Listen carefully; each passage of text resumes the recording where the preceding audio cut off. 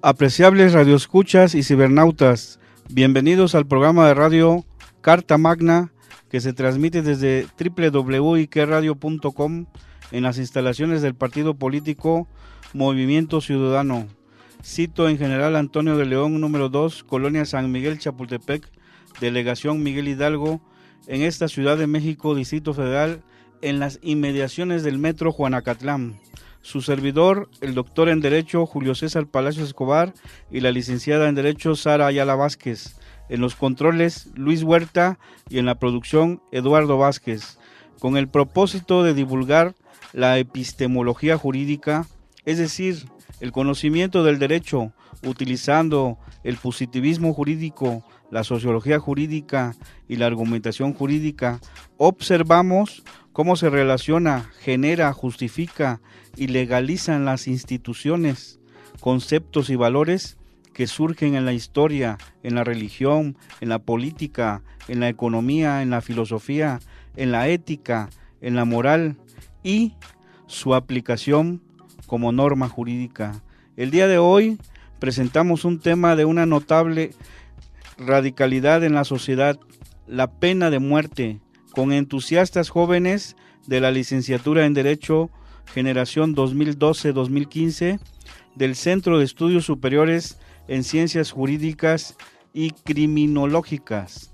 Nos acompañan los licenciados Ruth Nayicasi Ducón Cervantes, Esteban Bautista Sanjurjo, Gloria Fabiola Hernández Trenado, Josué Carlos Leiva Arce, Eric Osorio Castillo, Víctor Hugo Preciado Contreras, Karina Lisbeth Peña Vázquez, Roxana Torreblanca Montiel, Oscar Mario Bravo Vázquez, Ángel Ramírez Velázquez y, como invitada especial, la doctora en Derecho Penal, María Cristina Castillo Espinosa. Bienvenidos al programa Carta Magna. Bienvenidos. Licenciado Ángel Ramírez Velázquez, iniciaremos con usted este programa en relación al tema la pena de muerte. ¿El cristianismo permite la pena de muerte?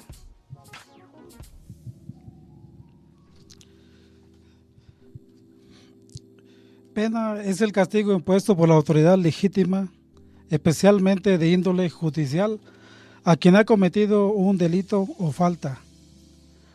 Muerte es la cesación completa de la vida en los aspectos biológicos, sociales y psicológicos del ser humano. Pena de muerte es la sanción jurídica capital más rigurosa de todas. Consiste en quitar la vida a un condenado mediante los procedimientos y órganos de ejecución establecidos por el orden jurídico que la instituye. El cristianismo es el nombre con que es conocida la santa religión fundada por Jesús, que tuvo por cuna la ciudad de Jerusalén, en Judea, en tiempos del emperador Tiberio. La pena de muerte ha existido desde tiempos muy antiguos.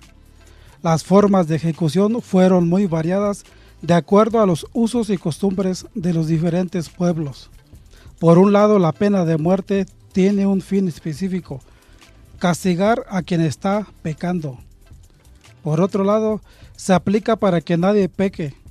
Sin embargo, matar es interrumpir y aniquilar un proceso evolutivo de un orden natural al que también pertenece el que mata. Por ello, hay quien considera que esta pena constituye un elemento jurídico inmoral y negativo, con el cual se cree defender la armónica convivencia social.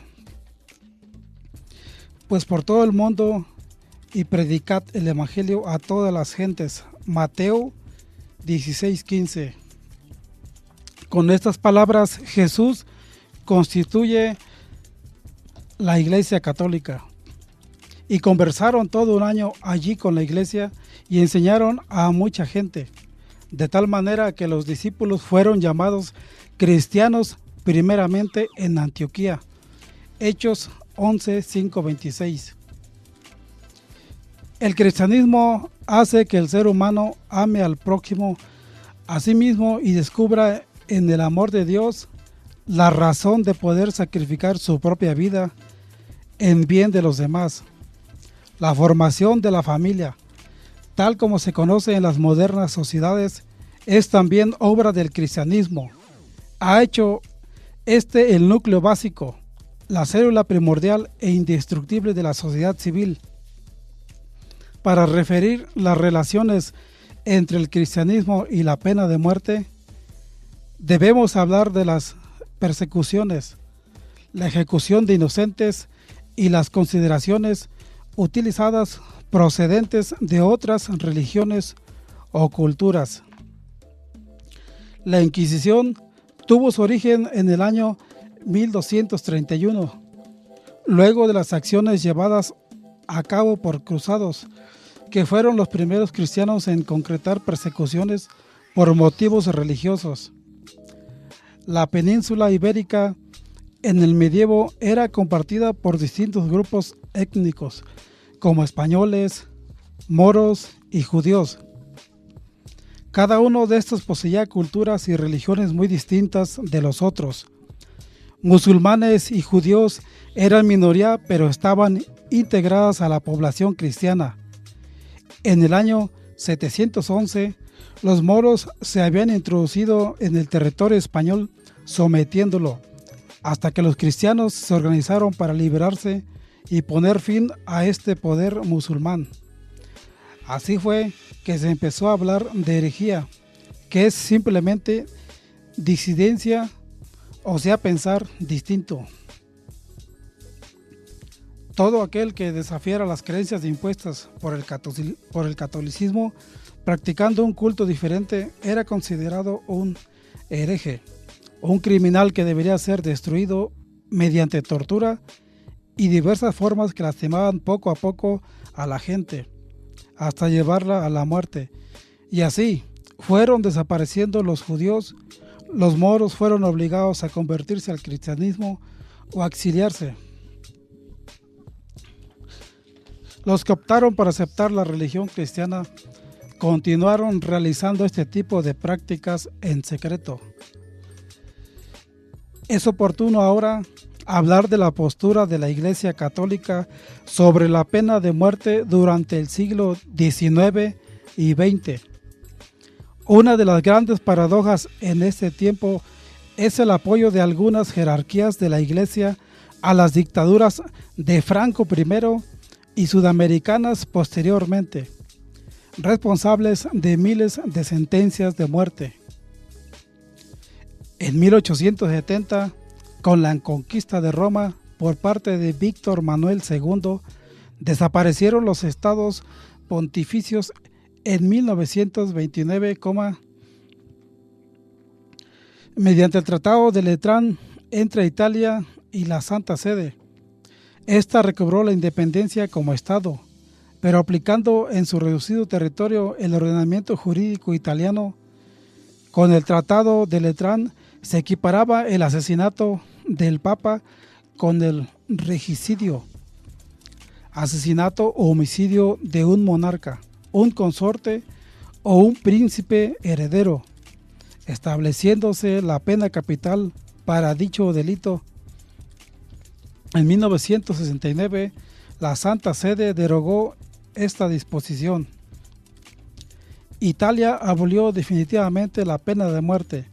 Ya había sido abolida por todos los delitos en 1889, pero había sido reintroducida en 1926 bajo el gobierno de Benito Mussolini.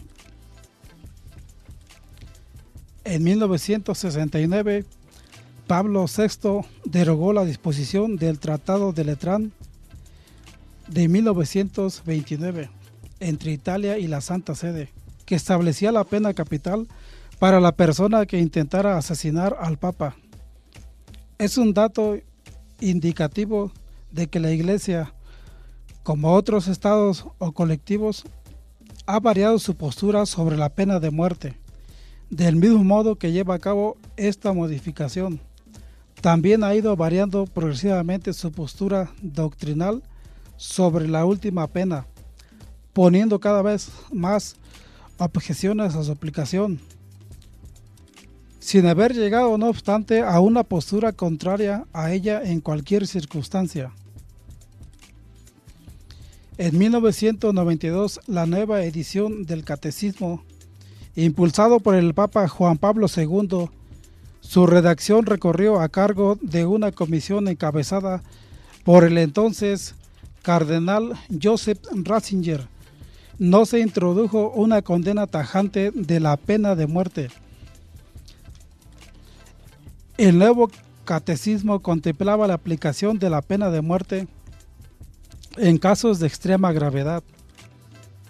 La revisión del catecismo, efectuada 5 años más tarde, en 1997, dejó el texto de la forma siguiente: la enseñanza tradicional de la Iglesia no excluye supuesta la plena comprobación de la identidad y de la responsabilidad del culpable.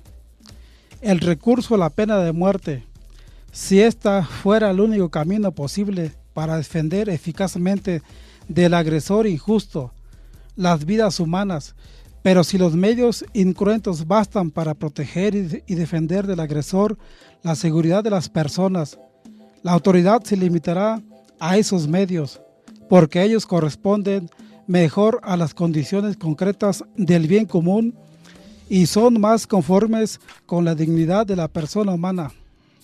Catecismo. La Iglesia nunca ha reclamado para sí el derecho a imponer tal pena, sino que ha recomendado siempre la indulgencia con los delincuentes y ha prohibido a los sacerdotes que contribuyen a una sentencia de muerte. Sin embargo, todos los grandes maestros han admitido la licitud teórica de la pena de muerte. Todo poder correctivo y sancionatorio proviene de Dios, quien lo delega a la sociedad de hombres, por lo cual es poder público.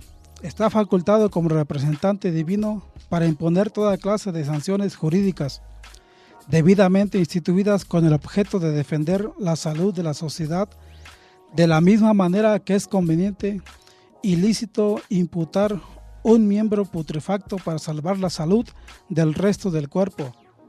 De la misma manera lo es también. Amigos, vamos a un corte comercial y regresamos enseguida al programa Carta Magna. Amigos, regresamos al programa Carta Magna. Estamos con el licenciado Ángel Ramírez Velázquez, quien nos está explicando el cristianismo permite la pena de muerte. Continuamos, licenciado Ángel. El cristianismo cuenta con su propia ley, la Biblia.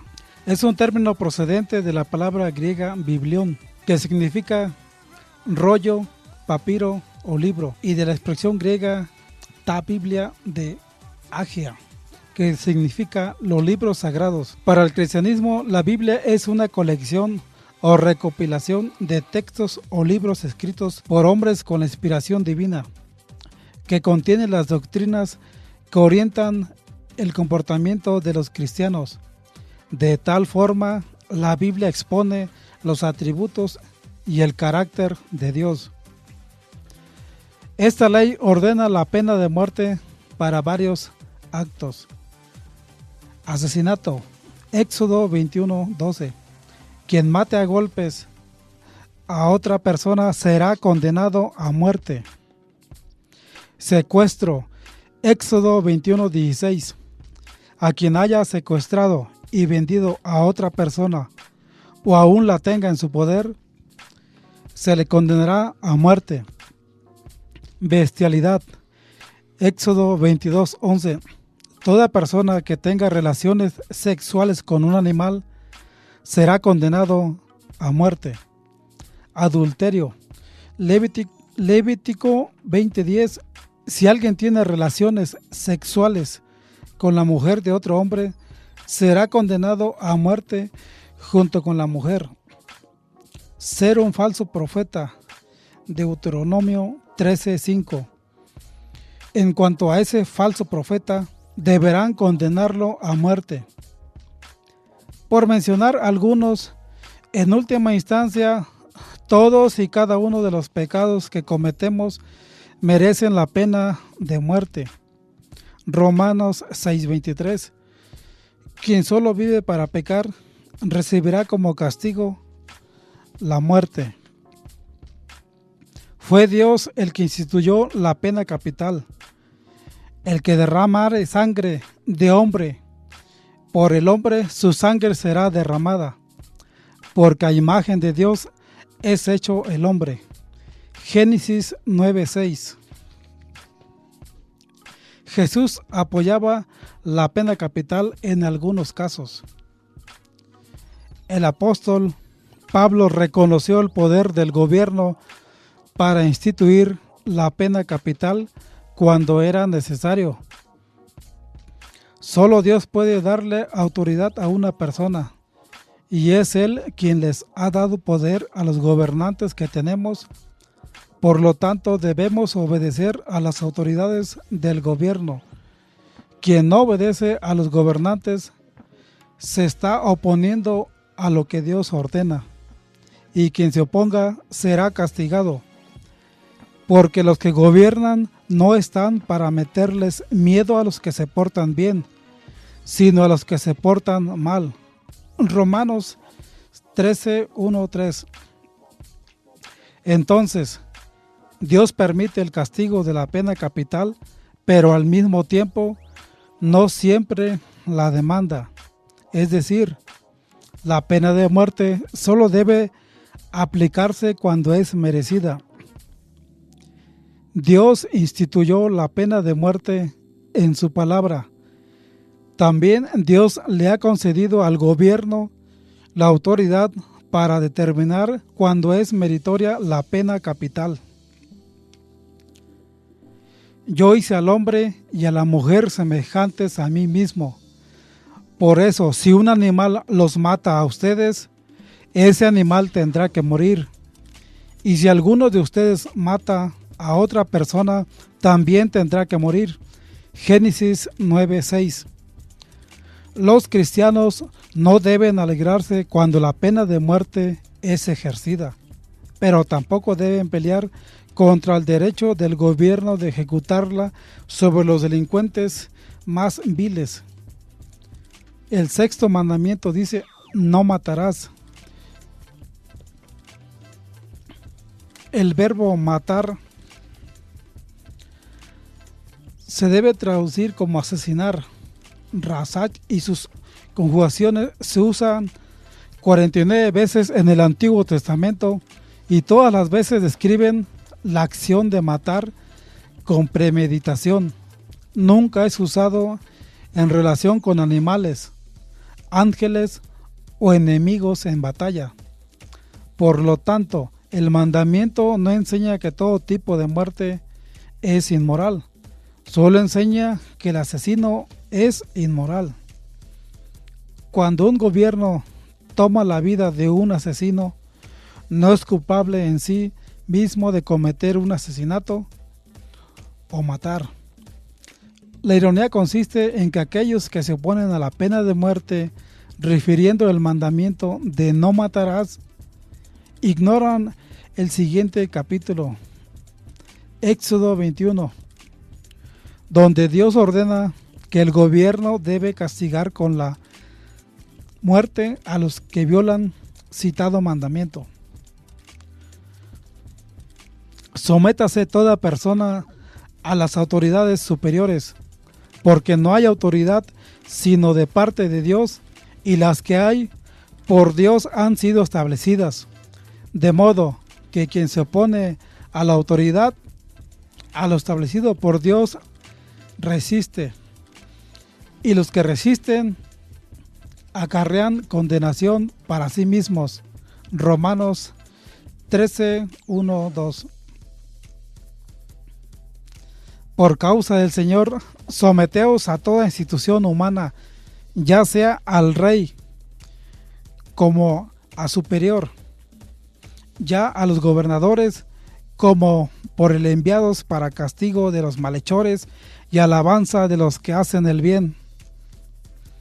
Pedro 2:13-14. La autoridad dada a los gobiernos es investida por Dios. Toda autoridad se origina en Dios. Algunos gobiernos abusan de esa autoridad y cualquier resistencia en relación proporcional al abuso y a las posibilidades de prevalecer es justificada. Muchas gracias, licenciado Ángel Ramírez Velázquez. Hemos escuchado la historia del cristianismo en relación a la pena de muerte. Continuamos con la licenciada Gloria Fabiola Hernández Trenado. ¿Cuál es la postura actual de la Iglesia respecto de la pena de muerte? Bueno, buenas tardes. El Papa Francisco dirigió un mensaje a los participantes del V Congreso Mundial contra la Pena de Muerte que se realiza en Madrid, España, en el que reiteró el desempeño de la Santa Sede por la abolición de la pena capital, como parte de su defensa de la dignidad humana y como una valerosa reafirmación de la convicción que la humanidad puede enfrentarse con éxito a la criminalidad sin necesidad de recurrir a la supresión de la vida. Dice que todos los cristianos y los hombres de buena voluntad están obligados no solo a luchar por la abolición de la pena de muerte, legal o ilegal, y en todas sus formas, sino también para que las condiciones carcelarias sean mejores en respecto a la dignidad humana de las personas privadas de la libertad, haciendo hincapié en que la vida, especialmente la humana, pertenece solo a Dios, ni siquiera al homicida que pierde su dignidad personal, ni Dios mismo se hace garante, y refiriéndose a la legítima defensa, advierte contra el riesgo de la tergiversación para luego afirmar que hoy en día la pena de muerte es inadmisible e incluso para un Estado de Derecho es un fracaso, ya que nunca se alcanzará la justicia dando muerte a un ser humano. La pena de muerte es bastante contradictoria al sentido humanista y la misericordia divina. Implica un trato cruel, inhumano y degradante, ya que no hay forma humana de matar a otra persona y que la prisión perpetua se puede considerar como penas de muerte encubiertas. El Santo Padre nos dice que la vida humana es sagrada, porque desde su inicio, desde el primer instante de la concepción, es fruto de la acción creadora de Dios. Es así como el mandamiento de no matarás pone un claro límite para asegurar el valor de la vida humana. Y es por eso que Dios no quiso castigar a Caín con el homicidio, ya que quiere el arrepentimiento del pecador y no su muerte. Para la Iglesia, en algunas ocasiones es necesario repeler proporcionalmente una agresión en curso para evitar que un agresor cause un daño, y la necesidad de neutralizarlo puede conllevar a su eliminación. Tal es el caso de la legítima defensa.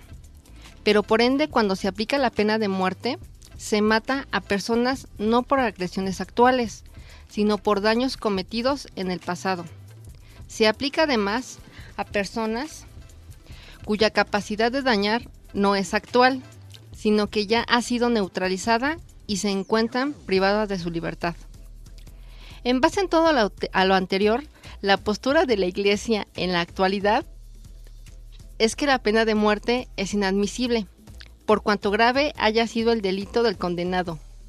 Es una ofensa a la inviolabilidad de la vida y a la dignidad de la persona humana, que contradice el designio de Dios sobre el hombre y la sociedad y su justicia misericordiosa, e impide cumplir con cualquier finalidad justa de las penas. No hace justicia a las víctimas, sino solo fomenta la venganza. La pena de muerte pierde toda legitimidad en razón de la defensa, selectividad del sistema penal y frente a la posibilidad del error judicial. La justicia humana es imperfecta y no reconoce la falibilidad, puede convertirla en fuente de injusticias. Con la aplicación de la pena capital, se le niega al condenado la posibilidad de la confesión por la reparación o enmienda del daño causado, la posibilidad de la confesión por la que el hombre expresa su conversión interior y de la contrición, pórtico del arrepentimiento y de la expiación para llegar al encuentro con el amor misericordioso y sanador de Dios.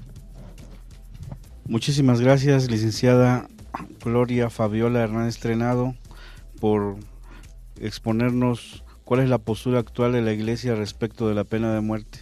Escucharemos al licenciado Josué Carlos Leiva Arce. ¿El Islam permite la pena de muerte? Bueno, antes que nada, buenas tardes. El Islam es la religión del Islam. Incluye un conjunto básico de normas diseñadas para proteger los derechos y las libertades de los individuos y comunidades. Es una doctrina que se preocupa por el respeto, la tolerancia, la justicia y la igualdad. Los conceptos islámicos de libertad y derechos humanos están incorporados y garantizados por el Sharia, que es la ley islámica. El Islam establece un marco legal e incorpora un código de ética diseñado para proteger los derechos del individuo, incluyendo su derecho a vivir y una comunidad segura. El Sharia tiene como objeto preservar 5 derechos básicos: el derecho a practicar la religión; 2. La protección de la vida; 3. La salvaguarda de la mente o el intelecto; 4. La preservación del honor y la familia; y por último 5. La inviolabilidad de la riqueza y la propiedad. Es base moral y ética en la que los derechos individuales son respetados, pero no se permite eclipsar a los derechos de la comunidad. La ley islámica contiene principios amplios y normas generales que toman en consideración las circunstancias cambiantes de la sociedad, así como la constancia y la permanencia de la naturaleza humana, mientras el Sharia combina estabilidad, flexibilidad y firmeza. Ha sentado castigos inmutables para ciertos crímenes que no son afectados por las condiciones y circunstancias cambiantes. Uno de esos castigos es la pena de muerte.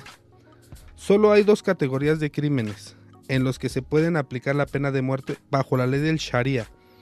Una es el asesinato y la otra abarca los crímenes contra la comunidad, a veces conocidos como difundir la corrupción.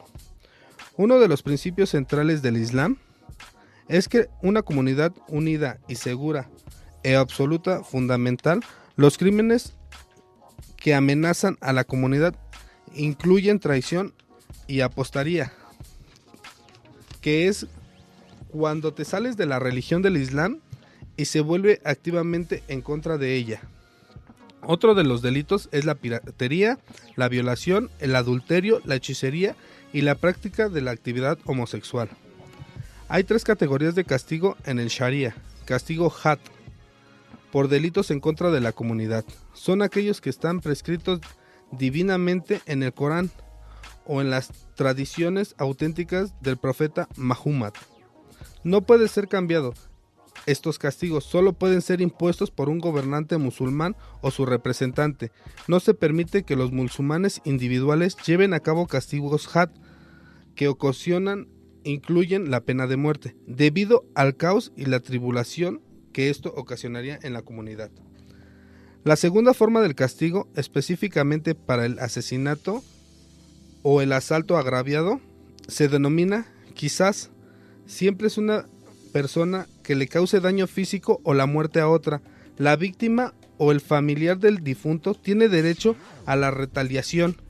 Un aspecto único del quizás es que la familia de la víctima tiene como opciones insistir en el castigo, acepta una indemnización monetaria o perdona al criminal, lo que incluso podría evitarle la pena de muerte a este. El Corán insta a familiares y víctimas a perdonar y mostrar misericordia incluso en las peores circunstancias. Todos los demás crímenes caen en la tercera categoría, que son el tasir, que es el castigo discrecional decidido por la corte. La ley islámica, el Sharia, la ley de Dios, están llenas de justicia, misericordia y perdón. No se trata de tomar la vida humana innecesariamente.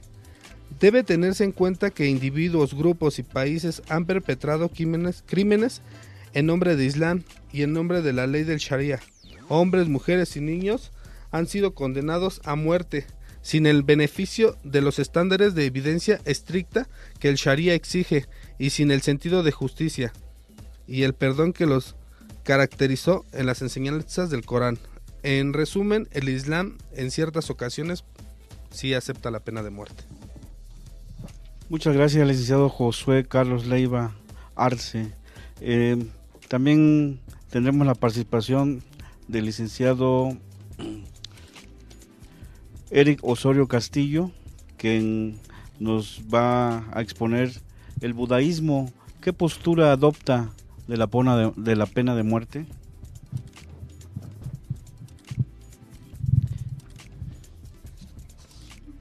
Buenas tardes, queridos radioescuchas. Antes que nada, el budaísmo es un camino de enseñanzas prácticas basadas en la meditación y son un medio para que uno mismo se transforme, desarrollando las cualidades de conciencia, bondad y sabiduría. El budismo fue creado por Buda Gautama alrededor del siglo V a.C. en el noreste de la India, quien originalmente era llamado Siddhartha Gautama. El budismo se fundamenta en los principios de Ahimsa, que significa no ocasionar daño, y el camino medio, que es la moderación, al no reprimir ni tampoco aferrarse a nada. Según las enseñanzas budistas, los principios éticos están determinados por el hecho de si una acción cualquiera podría tener una consecuencia dañina o perjudicial para uno mismo o para otros. El budismo se utiliza en la expresión de el mente del hábil, que es aquella que evita todas las acciones propensas a causar sufrimiento o remordimiento. El esfuerzo y la atención empleados determinarán la carga kármica de la acción. A diferencia de una regla impuesta por una autoridad, un precepto es una base o una guía ética personal. La ética budista se basa en 5 preceptos, los cuales son: no tener una conducta sexual dañina, no decir mentiras, no consumir intoxicantes, no tomar lo que no pertenece y no tomar la vida de nadie. Por otro lado, la pena de muerte o pena capital consiste en provocar la muerte a un condenado por parte del Estado como castigo por un delito establecido en la legislación. Por ende, damos a entender que la postura que el budismo tiene respecto a la pena de muerte es contrario con base al principio o a la ética que ellos fomentan. Tal es así que líderes del budismo, junto con otras religiones, en Corea del Sur en el año 2009, llamaron al gobierno y al parlamento a unirse a la corriente llamada abolicionista de la pena de muerte, pues esta refiere con la pena de muerte que no combate el crimen y que por otro lado no consideran el carácter sagrado de la vida. Los líderes religiosos firmaron el 26 de noviembre una declaración en donde su tema decía: ciudad por la vida, ciudad contra la pena de muerte. Y según el texto, exhorta al gobierno a dejar de hablar de una reanudación y las ejecuciones y se comprometan más activamente para abolir la pena de muerte, y a la Asamblea Nacional para que la actual legislatura apruebe la ley especial abolicionista, ya que ha sido propuesta sucesivamente en las últimas 3 legislaturas y no ha habido respuesta alguna. Por lo que Corea del Sur tiene que asumir un fuerte sentido de responsabilidad en la participación y tal corriente abolicionista, ya que en cuanto miembros del Consejo para los Derechos Humanos de las Naciones Unidas señala en un texto lo siguiente: que la pena de muerte no tiene ningún efecto sobre la prevención del crimen, tal como lo refiere y quiere hacer creer el Estado. Los firmantes indicaban que si bien los crímenes deben de ser castigados severamente, hace falta el esfuerzo de la sociedad para prevenir los crímenes y hace también ofrecer la posibilidad de una expiación sincera y un despertar de la propia conciencia a los que se manchen con un crimen violento. Los representantes reafirmaron el carácter sagrado de la vida y señalaron que toda vida llamada a existir sobre esta tierra es sagrada. La pena de muerte es para nosotros un homicidio de Estado. La declaración fue firmada por el budista Jin Wang, presidente del orden de Yujin, y por el budismo Seon Tai Lin, secretario general. Sin embargo, algunos grupos budistas argumentan que la pena de muerte es permisible si se utiliza con fines preventivos. Históricamente, la mayoría de los estados donde la religión oficial es el budismo, se impuso la pena de muerte para algunos delitos. Uno notable fue por el emperador Shang de Japón en el año 818 y que duró hasta el año de 1165, en donde en mansiones privadas realizaron ejecuciones continuas como una forma de represalia. Japón hasta la actualidad sigue imponiendo la pena de muerte, aunque algunos ministros de justicia recientes han negado a firmar órdenes de esta ejecución, alegando su creencia budista como su razón. Otros estados budistas varían en su política. Por ejemplo, Taiwán ha abolido la pena de muerte, pero Tailandia todavía la conserva, aunque en ambos el budaísmo es la religión oficial, tienen diferentes puntos de vista. En el budismo, el concepto del Shantai autoriza la violencia si es necesaria para evitar el sufrimiento, y si el sufrimiento de muchos desaparece a causa del padecimiento de uno, entonces una persona debe de sufrir por el bien de los demás. Un ejemplo de esto lo narra Upai Kaishan Strand, en donde menciona la historia de un budista que salvó a cientos de personas por matar a un ladrón homicida. A esto se le conoce en la tradición budista japonesa como el Ishatu Tasho, que significa matando a uno para que muchos puedan vivir.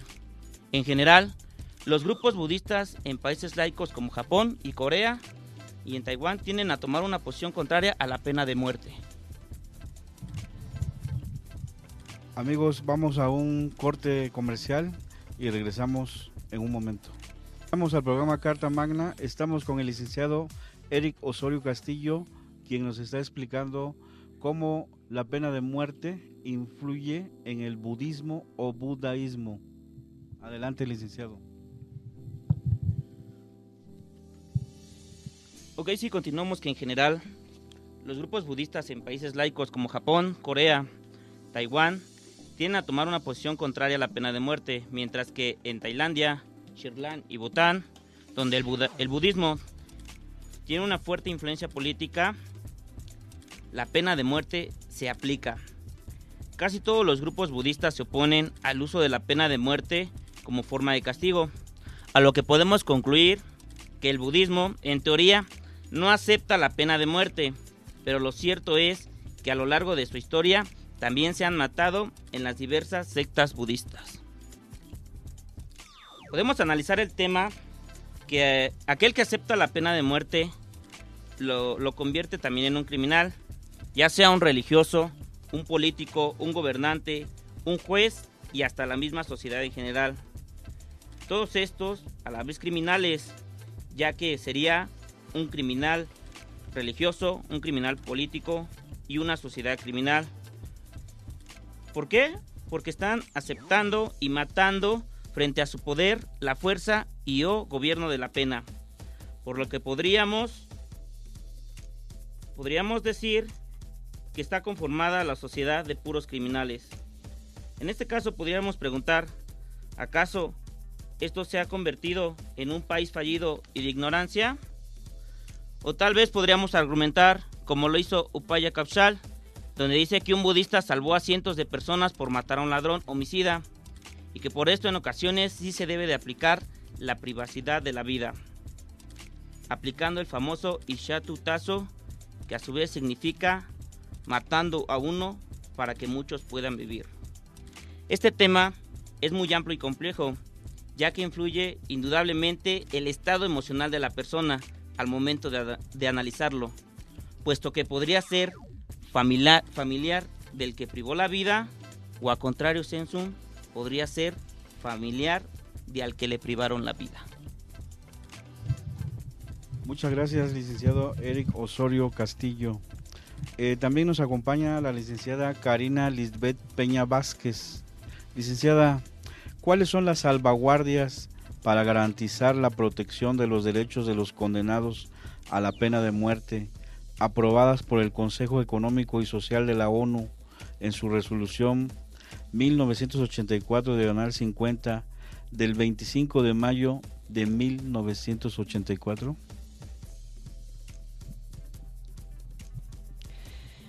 Hola, buenas tardes, doctor Julio César. Pues puedo hacer mención de algunas de esas salvaguardas. Una de ellas es: en los países que no haya abolido la pena de muerte, solo podrá imponerse sanción para los delitos más graves, entendiéndose que su alcance se limitará a los delitos intencionales que tengan consecuencias fatales u otras consecuencias extremadamente graves. Otra de ellas dice que la pena capital solo podrá imponerse por un delito para el que la ley estipula la pena de muerte en el momento en que fue cometido, quedando entendido que si, con posterioridad a la comisión del delito, la ley establecerá una pena menor, el delincuente se beneficiará del cambio. Otra de ellas nos dice: no serán condenados a muerte los menores de 18 años en el momento de cometer el delito, ni se ejecutará la sentencia de muerte en el caso de mujeres embarazadas o que hayan dado a luz recientemente, ni cuando se trate de personas que hayan perdido la razón. La número 4 nos dice que solo se podrá imponer la pena capital cuando la culpabilidad del acusado se base en pruebas claras y convenientes, sin que quepa la posibilidad de una explicación diferente de los hechos. Otra de ellas nos dice que solo podrá ejecutarse la pena capital de conformidad con una sentencia definitiva dictada por un tribunal competente, tras un proceso jurídico que ofrezca todas las garantías posibles para asegurar un juicio justo, equiparables como mínimo a las que figuran en el artículo 14 del Pacto Internacional de Derechos Civiles y Políticos, incluido el derecho de todo sospechoso o acusado de un delito sancionable con la pena capital a la asistencia letrada adecuada en todas las etapas del proceso. También nos dice que toda persona condenada a muerte tendrá derecho a apelar ante un tribunal de jurisdicción superior y deberán tomarse medidas para garantizar que esas apelaciones sean obligatorias. Toda persona condenada a muerte tendrá derecho a solicitar el indulto o la conmutación de la pena. En todos los casos de la pena capital se podrá conceder el indulto o la conmutación de la pena. No se ejecutará la pena capital mientras esté pendiente algún procedimiento de apelación u otros procedimientos de recurso o relacionados con el indulto a la conmutación de la pena. Y la número 9 nos dice: cuando se aplique la pena capital, su ejecución se hará de forma que se cause el menor sufrimiento posible. Haciendo comentario a todas estas salvaguardias, se puede decir que con el fin de evitar ejecuciones extralegales, arbitrarias o sumarias, se aplican plenamente las salvaguardas para garantizar la protección de los derechos de los condenados a muerte, en las que se dice que la pena capital solo podrá imponerse como sanción para los delitos más graves, entendiéndose que su alcance se limitará a los delitos internacionales que tengan consecuencias fatales u otras consecuencias extremadamente graves. Estas salvaguardias alientan a los Estados miembros en los que la pena de muerte no haya sido suprimida o procurar que todo reo en el que pueda recaer la sentencia capital reciba todas las garantías necesarias para asegurar un juicio imparcial.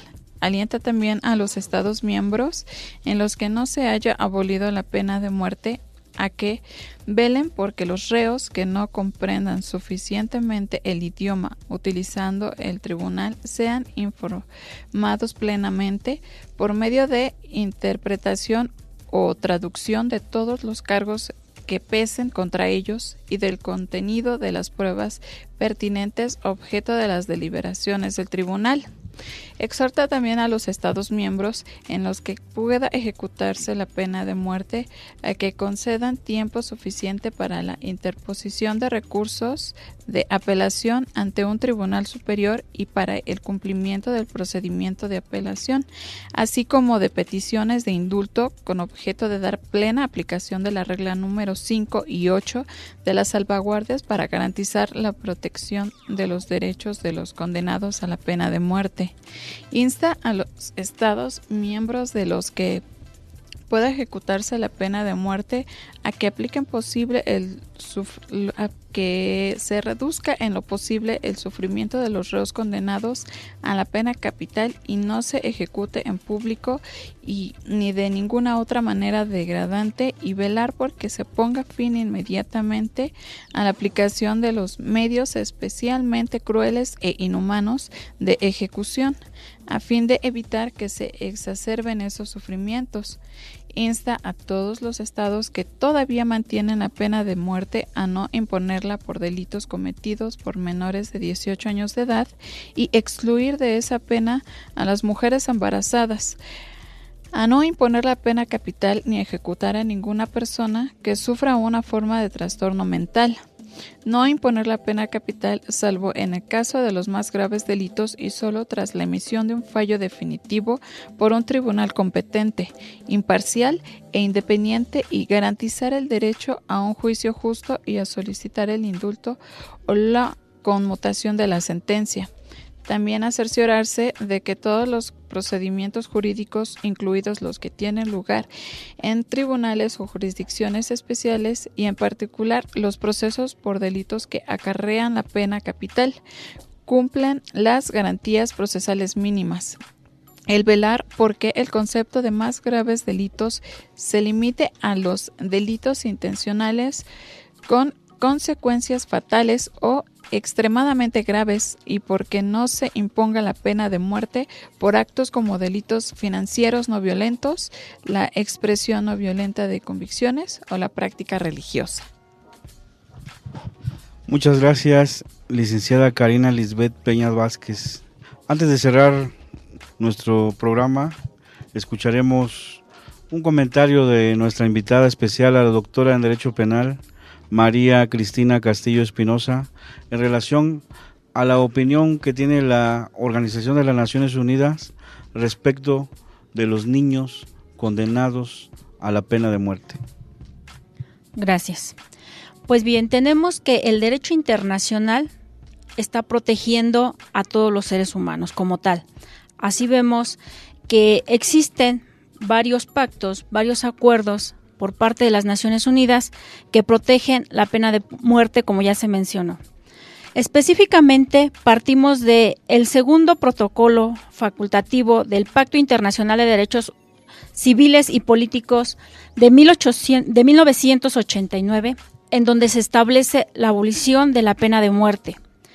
Por segundo punto, tenemos la Convención Americana de Derechos Humanos, que en 1990 también abolece la pena de muerte. Asimismo, por tercer punto, el protocolo número 13 del Convenio Europeo de Derechos Humanos también abolece la pena de muerte en el año 2002. Pero lo aterrizamos a los niños.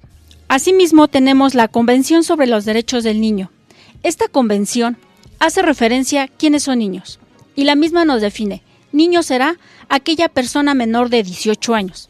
Luego entonces, ahí existe la protección como tal. Asimismo, en su artículo 37, apartado A, dice a la letra: no se impondrá pena capital ni la prisión perpetua sin posibilidad de exceder de los delitos cometidos a menores de 18 años de edad. Es decir, la protección extensiva y total hacia los niños. Ningún niño debe de ser sometido a una pena de muerte. Es por ello que esta convención ha sido firmada y ratificada.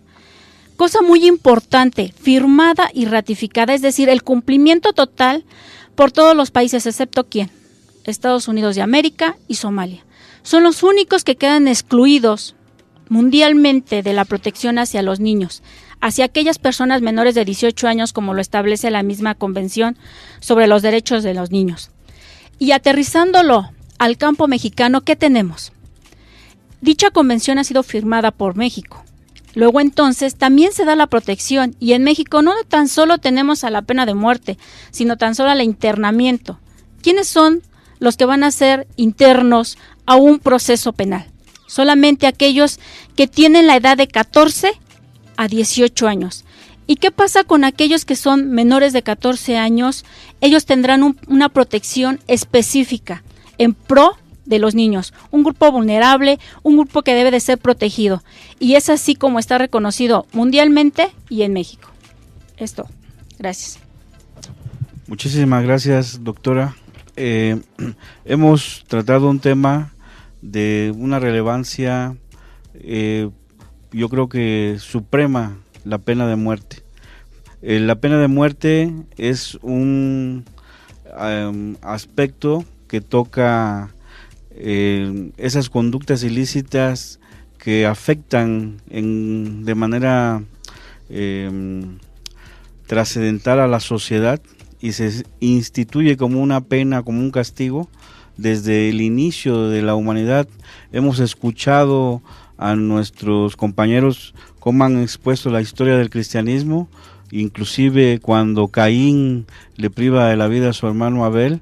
Existe una cuestión filosófica, teológica, en el sentido de por qué Dios no castigó a Caín y lo condena a ser ese errante eterno, ¿sí?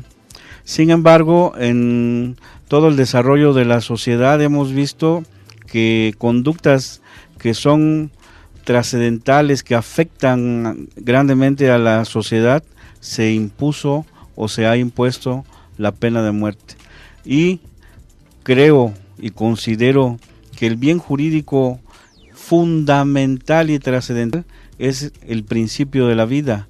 Desde aquella famosa obra, Los diálogos de Platón, donde plantea el diálogo de Protágoras sobre la ley del más fuerte, donde los dioses del Olimpo crean la vida, y todas las religiones del mundo consideran que su Dios es el creador de la vida.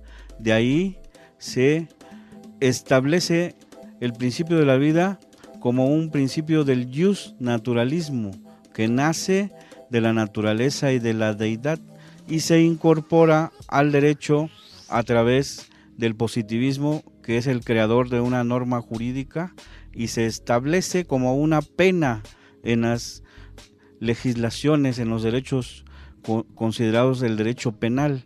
Sin embargo, la lucha para la protección de la vida ha llevado a un movimiento que se llama el abolicionismo, donde se ha logrado que se erradique de las legislaciones la privación de la vida a través de la pena, como es la pena de muerte. Y nada más tenemos en consideración algunos países, como lo señaló nuestra invitada especial, la doctora María Cristina Castillo Espinosa, que Estados Unidos, específicamente algunos estados como Texas, que son los que condenan mayormente a la privación de la vida o a la pena de muerte, y sobre todo a latinos y más a mexicanos, quizá como una advertencia de miedo para que no acudan ahí a buscar trabajo.